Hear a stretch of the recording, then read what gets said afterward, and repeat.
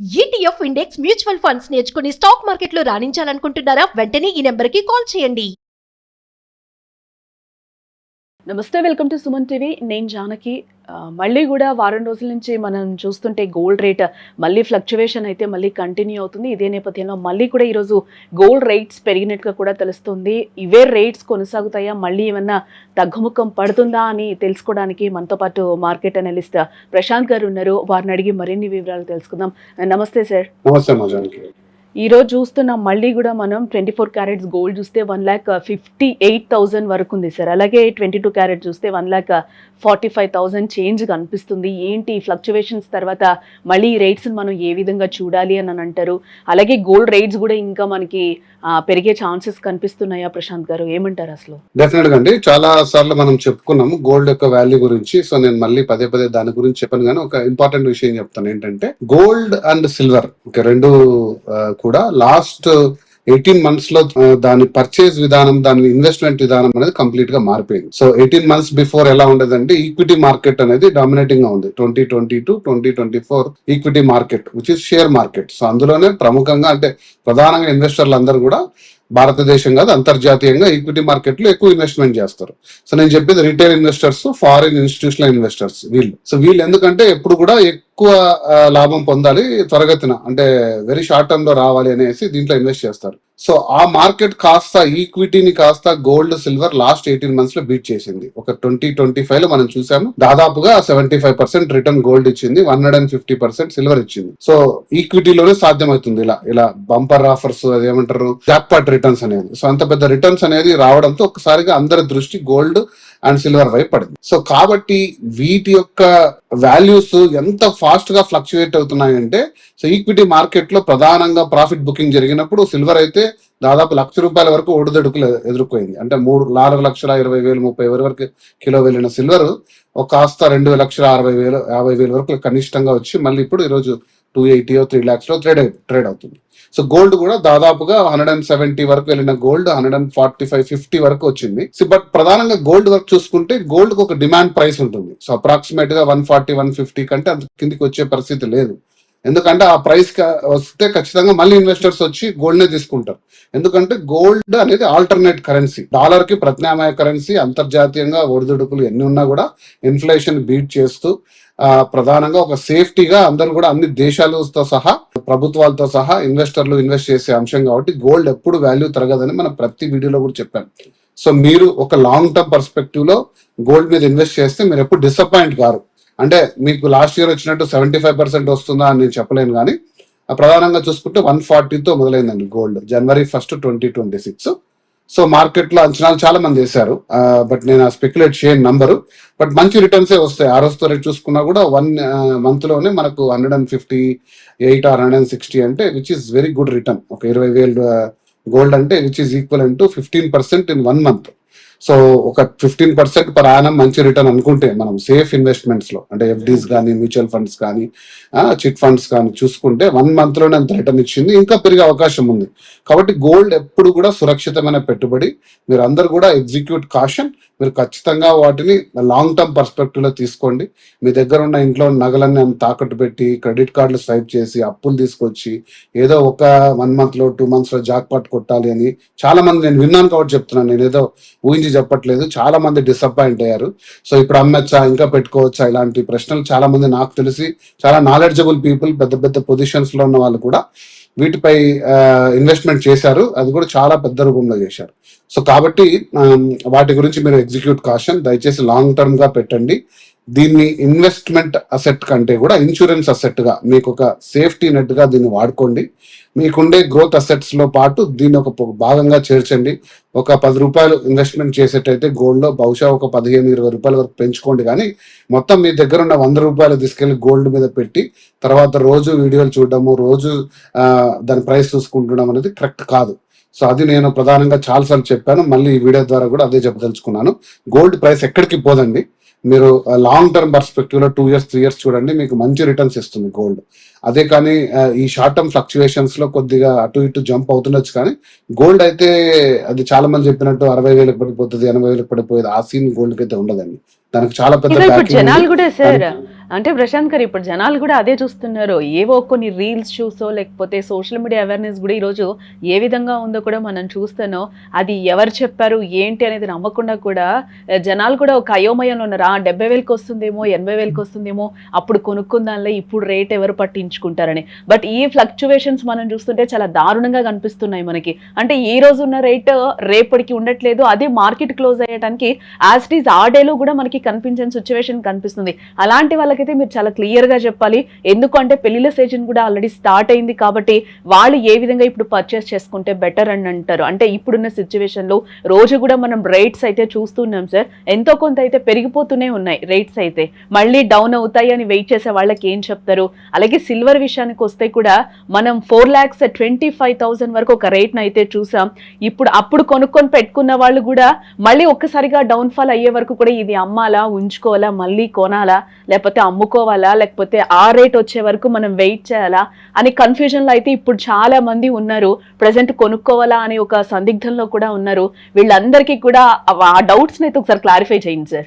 చాలా pertinent questions, ఇది two folded గా ఉంది కాబట్టి నేను బ్రేక్ చేసి చెప్తాను. ఫస్ట్, గోల్డ్ అనేది మీరు అన్నట్టు కరెక్టే, ఫిబ్రవరి 19 నుంచి చాలా పెద్ద పెళ్లిళ్ళ సీజన్ రాబోతుంది. ఆల్మోస్ట్ 3 months 2 months బ్రేక్ తర్వాత.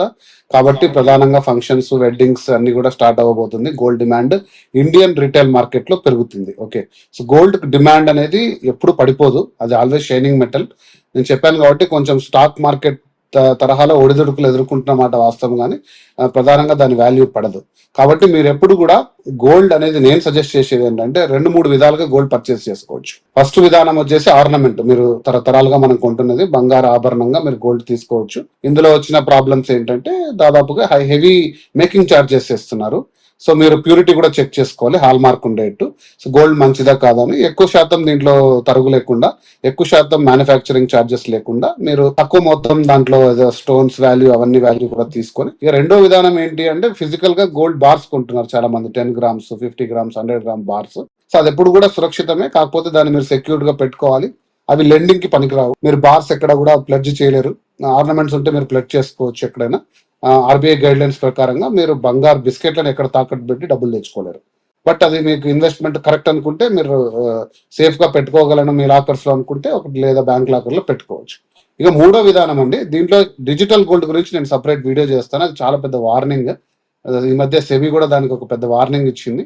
దానికి చాలా కేర్ఫుల్. ఎందుకంటే మీరు చెప్పారు ఇందాక, గోల్డ్ ప్రధానంగా కొనడానికి కారణం ఏంటంటే డిజిటల్ గోల్డ్ రావడం. అంటే ఈరోజు మీరు ఫోన్ పే, పేటిఎం, గూగుల్ పేలో వెళ్తే 10 రూపాయల నుంచి స్టార్ట్ చేయొచ్చు గోల్డ్ కొనడం. ఓకే, సో ఎంత అయితే అంత తీసుకొని దాని వాల్యూని మళ్ళీ అమ్ముకోవచ్చు. అది చాలా చాలా రిస్కీ అనేది సెబీ ఇచ్చింది. నేను సపరేట్ వీడియో చేస్తాను మీ ద్వారా. అయితే ఇంకోటి ఈటీఎఫ్ అంటే ఎక్స్చేంజ్ ట్రేడెడ్ ఫండ్స్ వచ్చేసి స్టాక్ మార్కెట్ లో కమాడిటీస్ మీద ఈటీఎఫ్స్ ఉంటాయి. కమాడిటీ సిఎంఎక్స్ కాదు, ఇది సెబీలో బిఎస్సిలో లిస్టెడ్ అయిన స్టాక్స్. హెచ్డిఎఫ్సి గా, హిందుస్థాన్ గానీ, టాటా గానీ ఇలాంటి ప్రముఖ సంస్థలు దీన్ని గోల్డ్ చేస్తాయి. కానీ దాని వాల్యూ ఎప్పుడు కూడా స్టాక్ మార్కెట్ లో అనేది మూడ్ బట్టి ఉంటుంది. సో దాని వాల్యూ పెరగచ్చు, తరగచ్చు. బట్ ప్రధానంగా మెయిన్ గోల్డ్ వాల్యూకి కొంచెం దగ్గరలో ర్యాలీ అవుతుంటది ఇది. కాబట్టి ఇందులో కూడా మీరు ఇన్వెస్ట్మెంట్ చేసి ఎప్పుడు కావాలంటే అప్పుడు అమ్ముకోవచ్చు, తీసుకోవచ్చు. బట్ దాన్ని జాగ్రత్తగా పరిశీలించాలి. ఆ పర్టికులర్ కంపెనీ ఈటీఎఫ్స్ ఎలా ట్రేడ్ అవుతుంది, ఎంత మొత్తంలో డిఫరెన్స్ ఉంది ఫిజికల్ గోల్డ్ కి దీనికి, లాంటివి అంచనా వేసుకొని ఎంత ఈజీగా దాని వాల్యూస్ సేల్ చేసుకోవచ్చు, పర్చేస్ చేసుకోవచ్చు, లాంటివి గమనించుకొని కొనొచ్చు. సో వీటన్నిటి మీద నేను చెప్పేది ఏంటంటే, మీకు గోల్డ్ ఇష్టం అయితే, సో ప్రముఖంగా అందరు కూడా చేసేది ఏంటంటే గోల్డ్ స్కీమ్స్. గోల్డ్ స్కీమ్స్ లో ఫస్ట్ అడ్వాంటేజ్ ఏంటంటే మీరు మార్కెట్ ఫ్లక్చువేషన్స్ కి ఎదుర్కొని ఒక 10 to 12 times ఎంటర్ అవుతారు మార్కెట్ లో. ఒక వన్ ఇయర్ లో 11 months 12 months పర్ మంత్ మీ అవకాశం బట్టి 10,000 50,000 20,000 ఇన్వెస్ట్ చేస్తారు. అది ఇయర్ ఎండ్కి ఒక 5 లక్షలు అవుతుంది. సో అలా తీసుకున్న దాని మీద మీకు తయారీ ఛార్జీలు ఏమి ఉండవు అనేసి ఒక కంపెనీస్ చెప్తాయి. కాబట్టి సో మీరు అడ్వాంటేజ్ తీసుకొని ఆర్నమెంట్ తీసుకుంటే మీకు బంగారు ఎగ్జాక్ట్ మీరు బంగారు వాల్యూకి ఆర్నమెంట్ వస్తుంది. సో మార్కెట్ లో మళ్ళీసార్లు ఎంటర్ అవుతారు కాబట్టి ఆటోమేటిక్. కాకపోతే దీంట్లో వెయిటింగ్ పీరియడ్ ఎక్కువ ఉంటుంది. సో అది మీరు చూసుకొని, బట్ స్కీమ్స్ లో అయితే నేను చాలా వరకు సజెస్ట్ చేస్తాను, అదే best way to buy gold. Okay, ఇక సెకండ్ మనం చెప్పినట్టు ఫిజికల్ బార్స్ అనేది అది మీ రిస్క్. సో నేను సజెస్ట్ చేసేది అది. సో ఫ్లక్చువేషన్స్ మీరు ఎదుర్కోవాలి అంటే ఇలా మల్టిపుల్ టైమ్స్ ఎంటర్ కావాలి, లాంగ్ టర్మ్ పర్స్పెక్టివ్ లో చూడాలి. గోల్డ్ ఎప్పుడు కూడా మంచి రివార్డింగ్ గా ఉంటుంది.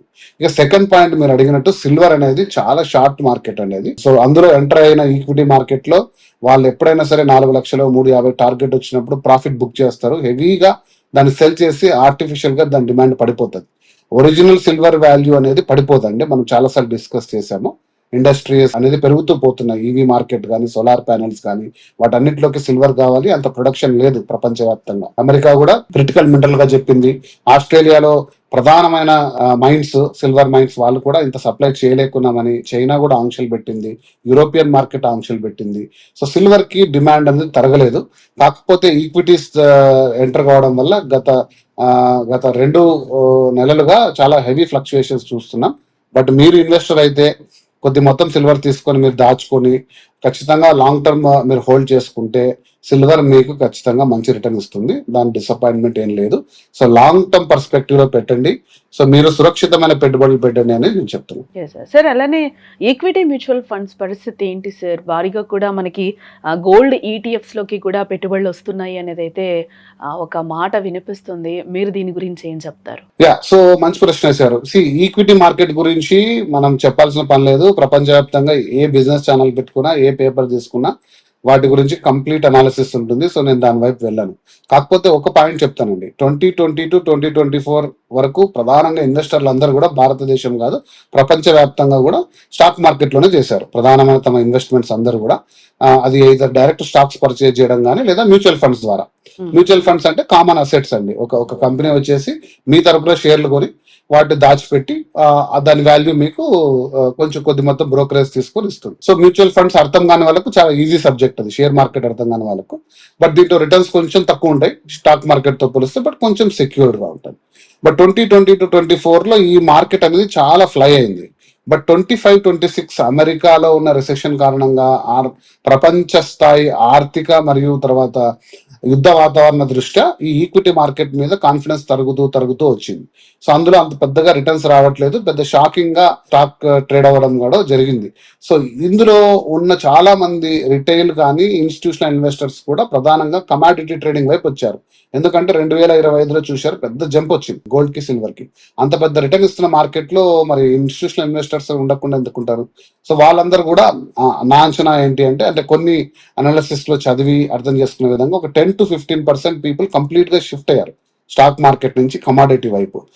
వాళ్ళకి ఆ సెంటిమెంట్స్ పోయి 25లో, ఇప్పుడు 26లో కూడా ఇన్ని ఫ్లక్చుయేషన్స్ రావడానికి కారణం ఏంటంటే చాలా మంది కూడా ఇటువైపు షిఫ్ట్ అయ్యారు. సో ఈటీఎఫ్స్ లోకి ఇన్వెస్ట్ చేయడం స్టార్ట్ చేశారు. సో ఈటీఎఫ్స్ లోకి ఇన్వెస్ట్ చేయడం స్టార్ట్ చేసినప్పుడు కొంత మొత్తం ఈ మ్యూచువల్ ఫండ్స్ లో మెయింటైన్ చేసే అసెట్స్ లో సో ఈటీఎఫ్ ని కన్సిడర్ చేయరు వాళ్ళు. దాంట్లో కొన్ని ఫార్ములాస్ ఉంటాయి. సో వాళ్ళు కొద్ది మొత్తం మిడ్ క్యాప్ లో, లార్జ్ క్యాప్ లో, కొన్ని రిస్కీలో, కొన్ని బాండ్స్ లో పెట్టుకుంటారు వాళ్ళు వచ్చే ఫండ్స్ ని అలొకేషన్స్ లో. సో ఈటీఎఫ్ వైపు షిఫ్ట్ కావడం వల్ల వాటి రిటర్న్స్ కొంచెం కూడా తగ్గుతూ, వాటి మీద కొంచెం కాన్ఫిడెన్స్ తగ్గిన మాట వాస్తవం. కానీ బట్ ఎవరైతే వైజ్ ఇన్వెస్టర్ ఉంటారో వాళ్ళ అసెట్స్ ని, వాళ్ళ ఇన్వెస్ట్మెంట్స్ ని బ్యాలెన్స్ చేసుకుంటారో, అంటే స్టాక్ మార్కెట్ లో కొద్దిగా, ఈటీఎఫ్స్ కొద్దిగా, ఓకే మ్యూచువల్ ఫండ్స్, తర్వాత ఏదైనా సరే చిట్ మార్కెట్, ఎఫ్డీస్, బాండ్స్, స్థిరాస్తులు అంటే రియల్ ఎస్టేట్ లో, అంటే దాన్ని డైవర్సిఫై చేసుకొని ఎవరైతే ఇన్వెస్ట్ చేసుకుంటారో మార్కెట్ లో ఏ టైంలో ఎక్కడ ఎంటర్ అయ్యి ఎక్కడ తీసుకుంటారని ఫైనాన్షియల్ అనలిస్టులతో, మార్కెట్ అనలిస్టులతో కూర్చొని చర్చించి చేసుకుంటారు, వాళ్ళు ఎప్పుడు కూడా హైయెస్ట్ రిటర్న్స్ తీసుకుంటారు. అన్నిటినీ ఏదో వీడియోలు చూసి, థంబ్నెయిల్స్ చూసి, డిజిటల్ స్పేస్ లో వచ్చే న్యూస్ చూసి ప్రతి దాంట్లో ఆవేశపడి మనం ఇన్వెస్ట్ చేసి చేతులు కాల్చుకోవడం కంటే కొద్దిగా ఆలోచనతో చేసే విధానం అండి ఇదంతా. కొంచెం లాంగ్ టర్మ్ పెట్టుకుంటే బెటర్ అంటారు. 100%. సార్, ఇవన్నీ ఇప్పుడు గోల్డ్ లో, సిల్వర్ లో కూడా మనం ఫ్లక్చువేషన్స్ చూస్తున్నాం.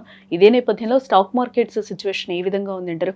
మళ్ళీ కొంచెం మార్కెట్స్ ఏమైనా పుంజుకున్నట్లు కనిపిస్తున్నాయా? మరి ఎలా ఉండే అవకాశం ఉంది? వాటిల్లో పెట్టి రీసెంట్ గా కూడా మనం చూసాం, ఒక సాఫ్ట్వేర్ ఆత్మహత్య చేసుకున్న సందర్భం కూడా మనకి కనిపించింది. ఈ ట్రేడింగ్ లో పెట్టి కూడా ఏంటి అసలు మార్కెట్స్ ఏ విధంగా ఉంటాయి అంటే, వాళ్ళు కూడా కొంచెం ఇన్వెస్ట్ చేసిన తర్వాత లాంగ్ టర్మ్ వరకు వెయిట్ చేయాలని అంటారా ఏంటి ఆ ట్రేడింగ్ చేసేటప్పుడు కూడా? సో అంటే స్టాక్ మార్కెట్ పరిస్థితి ఎలా ఉంటుందని చెప్పేసి మీరు నేను అంచనా వేస్తే ఖచ్చితంగా అందులో ఎలా ఇన్వెస్ట్ చేయాలో మనం అందరం కూడా రిటర్న్స్ తీసుకోవచ్చు. బట్ నిన్న ఈ రోజు మార్కెట్స్ బాగున్నాయి. నేను చూసాను ఈ రోజు Sensex I think around 600-500 points up ఉంది. సో ఈ మార్కెట్ అనేది ఎప్పుడు కూడా, అంటే మీరు సెన్సెక్స్ 1000 పాయింట్లతో స్టార్ట్ చేసిన సెన్సెక్స్ 67,000, 77,000, 770 టైమ్స్ కావడం అనేది it's phenomenal. Okay, 77 times, not 770. So in span of like ఎప్పుడు స్టార్ట్ అయింది అరౌండ్ 80s, 90s అనుకుంటాను. సో స్థిరంగా దాని పర్ఫార్మెన్స్ దానికి ఉంది. కాకపోతే మీరు ఎక్కడ ఎంటర్ అవుతున్నారు, ఎలా ఎంటర్ అవుతున్నారు, ఎంత నాలెడ్జ్ తో ఎంటర్ అవుతున్నా అనేది చాలా ఇంపార్టెంట్. సో కాబట్టి స్టాక్ మార్కెట్ అనాలిసిస్ నేను డీప్ గా ఎప్పుడు చెప్పను, బట్ ఇది మీరు కాషన్ తో చేయవలసినది. నాకు తెలిసి రాబో తరాలైనా ఇంకో డికేడ్ అయినా 2 decades అయినా కూడా ఎప్పుడు కూడా ఇన్వెస్ట్మెంట్ రూపంలో, అంటే ప్రపంచవ్యాప్తంగా ఎక్కువ శాతం ఇన్వెస్ట్మెంట్లు చేసి మనీ రిటర్న్స్ కానీ మనీ ట్రాన్సాక్షన్స్ జరిగేది ఎప్పుడు ఫస్ట్ ప్లేస్ స్టాక్ మార్కెట్. అది అమెరికాలో కానీ, అది ఇండియాలో కానీ, యూరోపియన్ మార్కెట్లో కానీ, ఇంకా ఏ దేశాల్లో అయినా కూడా స్టాక్ మార్కెట్ని దాటి ఏది కూడా ట్రాన్సాక్షన్స్ జరగవు. సో కాబట్టి వాటి యొక్క విలువ తగ్గుతుంది అని నేను అనుకోను. రాబో రోజుల్లో, అంటే రాబో సంవత్సరాల్లో కూడా దాని వాల్యూ ఎప్పుడు ఉంటుంది. కాకపోతే అది మూడ్ అండ్ సెంటిమెంట్ బట్టి ఉంటుంది. ఒకసారిగా యుద్ధ వాతావరణం వచ్చింది అనుకోండి, జీరో అయిపోతుంది. మీరు కోవిడ్ చూశారు కదా, ఒక్కసారిగా ఒక రోజుకి 25,000 పడిపోయింది. మీ దగ్గర ఉండే ఒక కోటి రూపాయలు ఆస్తుంది అనుకోండి, ఒక్కసారికి 25 లక్షలు అయిపోయాయి ఒక రోజు. మీ కళ్ళెదురుగా స్టాక్ మార్కెట్ క్రాష్ అయిపోతుంది. మీరు దానికి కృంగిపోయి ఆ రోజు మీరు ఎగ్జిట్ అవుతారా, లేదా ఇంకా కాన్ఫిడెన్స్ పెట్టుకొని మళ్ళీ 2024, 25 వచ్చేసరికి మళ్ళీ అది పెరిగిపోయింది, రైట్? సో కాబట్టి మీరు కాషన్ అనేది చాలా ఇంపార్టెంట్. కాషన్ తోటి మీరు పెట్టుకున్నారనుకోండి, ఖచ్చితంగా స్టాక్ మార్కెట్ కూడా మీకు మంచి రిటర్న్ ఇస్తుంది. Okay, right sir. Thank you so much Prashanth garu. Thank you.